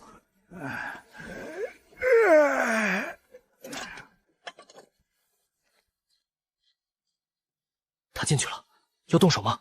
等。各路神明，保佑平安，平安无事。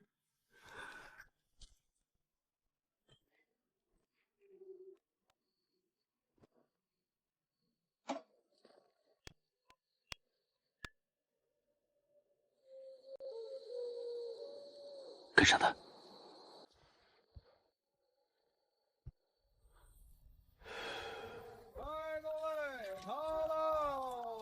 茶爷，这么晚了还没歇着，来碗热馄饨暖暖身子。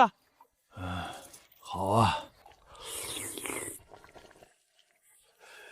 今儿个天可真冷啊，我这手都快冻僵了。可不是嘛，这鬼天气，生意也不好做。这简直是天衣无缝。好。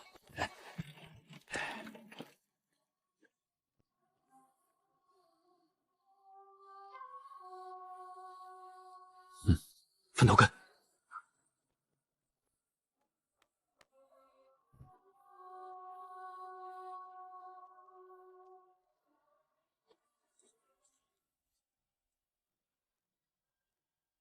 头儿，怎么办？要不要冲进去？不，等等，先围起来，一只苍蝇都不要放出去，等顾公子和裴青的命令。顾公子，裴青，这都快天亮了，里面怎么一点动静都没有？他们会不会已经从别的地道跑了？不会，这座宅子我之前研究过地图，它没有别的出口，而且他们现在还不知道自己已经暴露了，不会轻易放弃这个据点。长风，我们这么围着也不是办法，天一亮就瞒不住了，到时候就打草惊蛇了。是啊，所以我们不能再等了。殿下，东西送到了。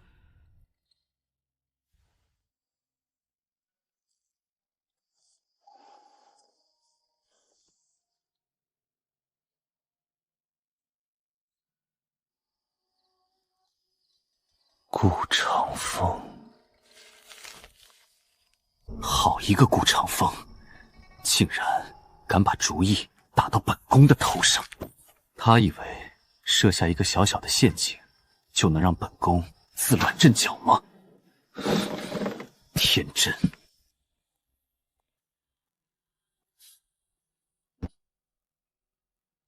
传我的命令，告诉李三，让他就按照那张图纸去做。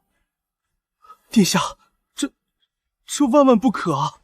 如果真的照着做，那套紫檀木书架必然会散架，到时候裴宣追究起来，李三他必死无疑啊！蠢货！你以为本宫不知道吗？那个顾长风，他以为他很高明吗？他设下这个陷阱，无非就是想逼得李三只能向我们求助，从而暴露我们的联络渠道。他的算盘打得确实不错，只可惜他算错了一点。他算错了，本宫也会下棋。可我们让他照着做，不正是中了他的计吗？中计？不，这是将计就计。如果裴宣去找李三的麻烦，李芷只需要说一句话，就能把自己摘得干干净净。哪句话？大人，小的只是一个工匠，是按照公子您给的图纸原封不动地做出来的。图纸如此，小的不敢擅自改动分毫。到时候所有责任都会落到顾长风身上。殿下英明。所以，你现在要把我的命令传达给李三，告诉他，从现在起，他就是一个最本分、最老实的工匠。他的任务就是把那套书架做得尽善尽美，不要有任何多余的动作。如果顾长风和裴宣再去找他，他就一口咬定自己只是个听吩咐办事的，客人怎么说他就怎么做。他越是蠢，我们就越安全，那个顾长风就输得越惨。是，奴才明白了。等等，殿下还有何吩咐？光是这样还不够啊！殿下的意思是，去找个能接触到大理寺的人，把这个消息泄露出去。就说鲁公坊的李三接了裴大人的活，对那位顾公子的图纸是赞不绝口，要打造出一件传世精品。我们要让顾长风和整个京城的人都对他那套精巧的书架充满期待。到时候书架一散，他摔的才会更响更惨。奴才这就去办。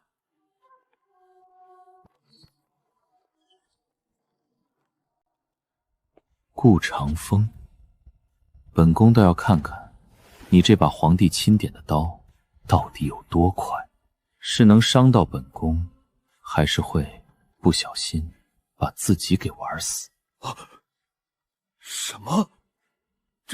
这是什么意思？太子疯了吗？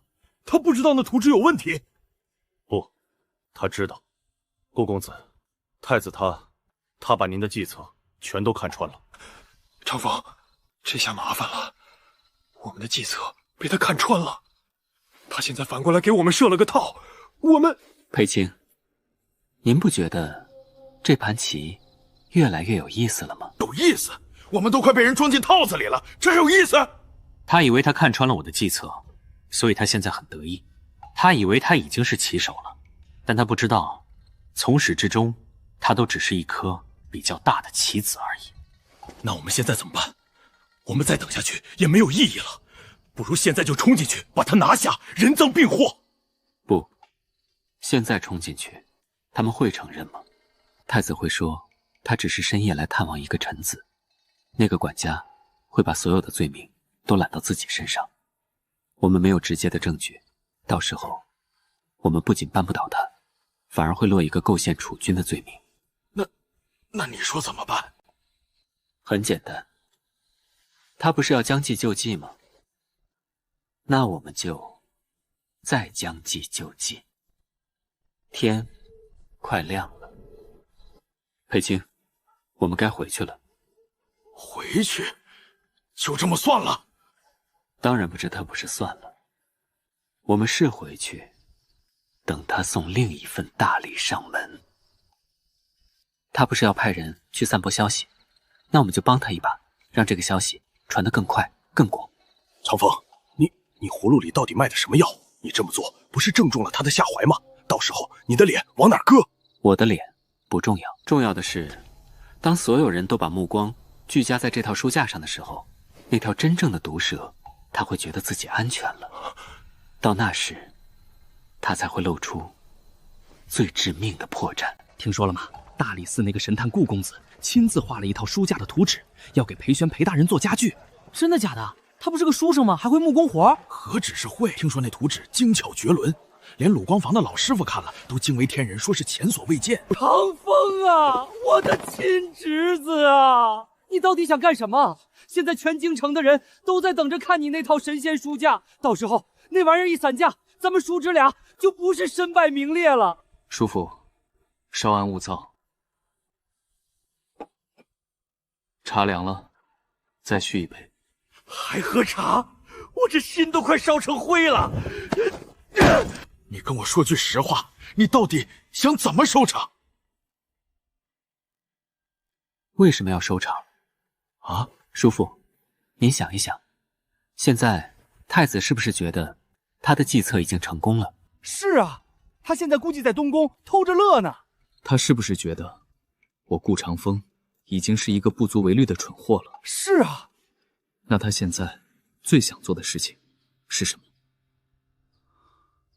是李三。没错，我这个威胁解除了，李三就变成了一颗随时可能爆炸的危险的棋子，一个知道太多秘密又已经暴露在我们视线里的人。你觉得太子会怎么处理他？他会灭口。冰懂，他一定会杀人灭口，因为只有死人才能永远的保守秘密。可光是让他动杀心还不够，我们得再给他加一把火。叔父，又要辛苦您一趟了。你又要我去？没错，您上次去督察院，不是认识了一个嘴巴不严的小丽吗？您这次还是去找她。您就装作不经意间告诉他，我们发现虎爪上面沾染了一种只有军器局使用的淬火油，而最近只有李三领取过。您要表现的既兴奋又害怕，这样才能让人相信。长风，你这是在借刀杀人啊！叔父，这不是借刀杀人，这是引蛇出洞。太子以为他自己是猎人，那我们就把自己伪装成最肥美的猎物，引诱他从黑暗里走出来，对他发动致命一击。到那时人证物证俱在，他再也无法抵赖。去吧，叔父，这是最后一环了。只要这一环成功了，这盘棋我们就赢了。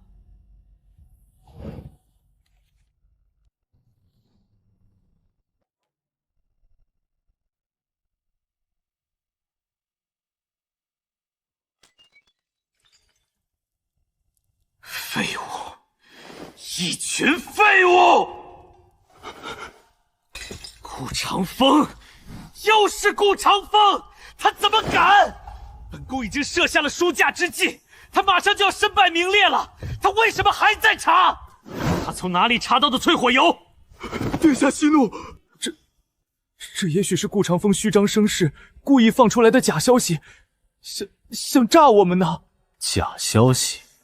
你觉得到了这个时候，本宫还敢赌吗？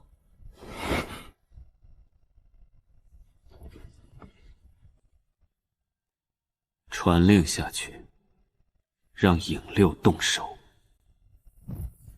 本宫不想在看到明天的太阳升起时，李三还活在这个世界上，让他做得干净点儿，伪装成一场失火意外。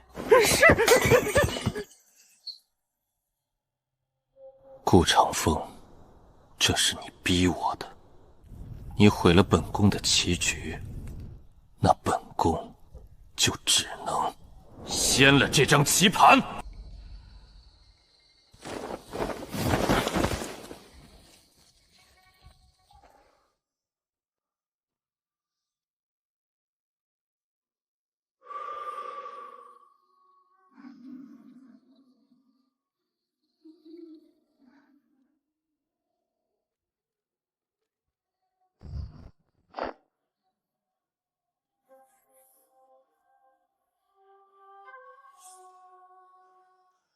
动手！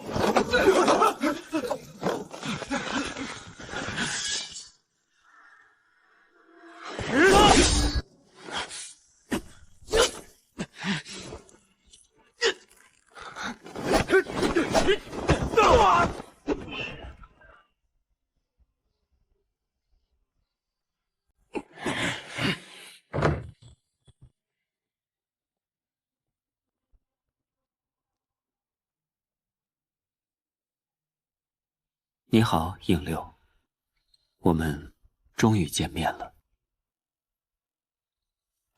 说吧，你的主子是谁？为什么要杀李三？不说是吧？我倒要看看，是你的骨头硬，还是我这烙铁硬？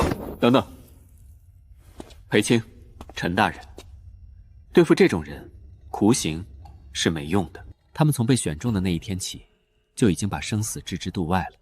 我说的对吗？你可以不在乎你自己的命，可你有没有想过，你死了，你那唯一的亲妹妹呢？你怎么会知道？我怎么知道的不重要，重要的是我知道他现在在哪里，我知道他过得并不好。你的主子并没有好好照顾他，只是把他当成用来控制你的最后一张底牌。你想想，你现在被我们抓了，你的主子会怎么对你妹妹？你想要我做什么？很简单，把你所知道的一切原原本本的说出来。你的主子是谁？你们的组织有多少人？你们的据点在哪里？你们都干了些什么？只要你说了，我可以向你保证，我们会把他救出来，让他平平安安的过完下半辈子。可如果你选择顽抗到底，那我们会把你被捕的消息传出去。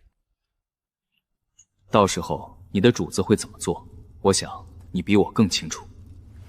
好，我说，我全都说。主谋是太子李宾言，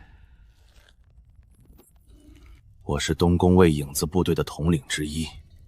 李景的案子从头到尾都是太子策划的，目的是挑起宰相李官和镇国将军穆天成之间的争斗，削弱这两大势力。东宫在兵部、督察院、宰相府都安插了眼线，这些年东宫还借人手囤积钱粮。够了，够了！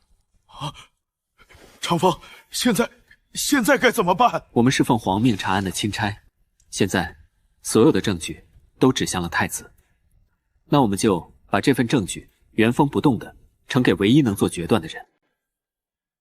陈大人，这是你的职责。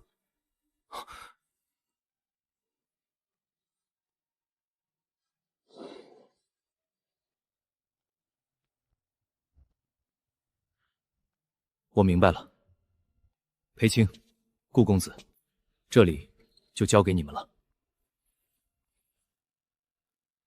我现在立刻进宫面圣。你们除了李三之外，还有没有别的棋子？有。是谁？将作大臣刘成。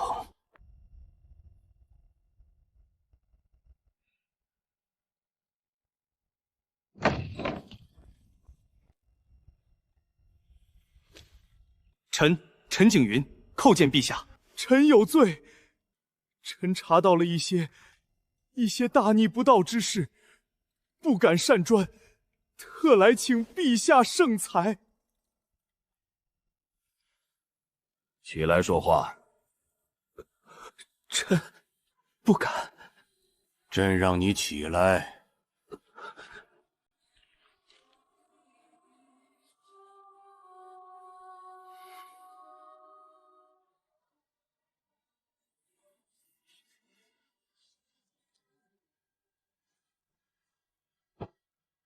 陈景云，臣在。这份供词除了你们3人，还有谁知道？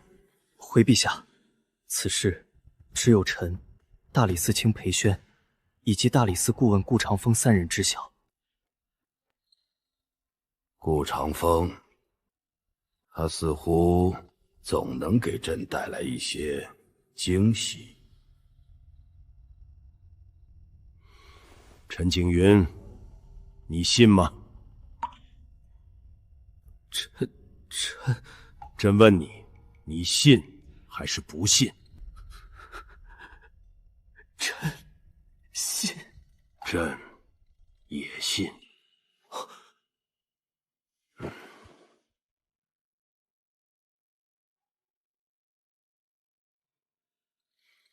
朕的儿子，朕自己清楚。他从小就聪明，也很有野心。朕一度以为他会是一个合格的储君，只可惜他的聪明用错了地方，他的野心也太大了，大到连我这个父亲都容不下了。他以为他做的那些事很隐秘，朕都不知道。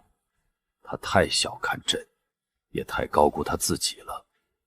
这件事到此为止。这份供词就烂在你的肚子里。从今天起，没有太子谋逆，只有一桩尚未查明的凶杀案。陛下，这万万不可！太子殿下是在挖我大钱的根基啊！若不严惩，他日必成心腹大患。严惩？怎么严惩？废除太子，还是杀了他？太子是国本，国本不能轻易动摇，至少现在不能。他既然想玩，那朕就陪他玩玩。朕要让他亲眼看着自己苦心经营的一切是如何化为乌有的。你回去告诉顾长风，这案子让他继续查，他想查谁就查谁。但有一条，在朕没有下旨之前，任何事不得指向东宫。臣遵旨。去吧。让那2个老家伙也别闲着。李匡的儿子死了，他这个当爹的总该为儿子做点什么。穆天成的女儿被构陷，他这个当将军的也不能白白受气。告诉他们，朕等着看戏。臣告退。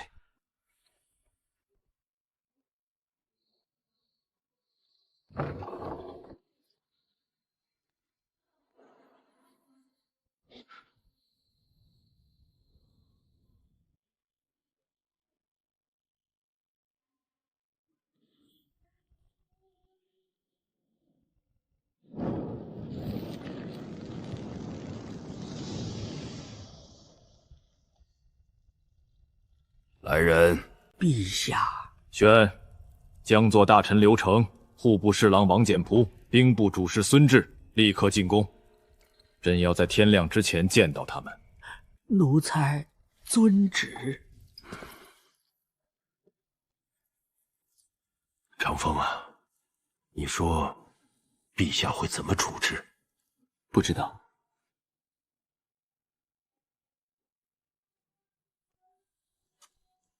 我再问你几个问题。你想知道什么，我都说。除了你之外，你们还有几个统领？有，殿下身边还有一个总管，我们都叫他鬼面，没人见过他的真面目，所有的命令都由他传达给我们。鬼面？你们囤积强粮所得银两都去了哪里？我们有一个专门的账房，所有银两都由他负责。此人代号算盘。他在哪儿？我不知道。算盘和鬼面一样，是殿下最核心的机密，我们这些刀没资格知道。将作大臣刘成，他是怎么被你们拉下水的？他不用拉，他自己就不是什么干净东西，贪财好色，我们只是给了他一个价钱。他为你们做了什么？很多见不得光的兵器、图纸，都出自他手。很多军械倒卖，也需要他从账目上做手脚。比如虎爪手甲。对，图纸是殿下亲手画的，材料是刘成提供的，打造是李三洞的手。裴京，如果现在我们去查刘成，能查出东西来吗？难。刘成是将作大臣，没有必要陛下确凿旨意，我们钦差上队也不能随意去抄一个朝廷命官那个家。而且这人既然能被太子看中，必然是个老奸巨猾之辈，贸然上门只会打草惊蛇。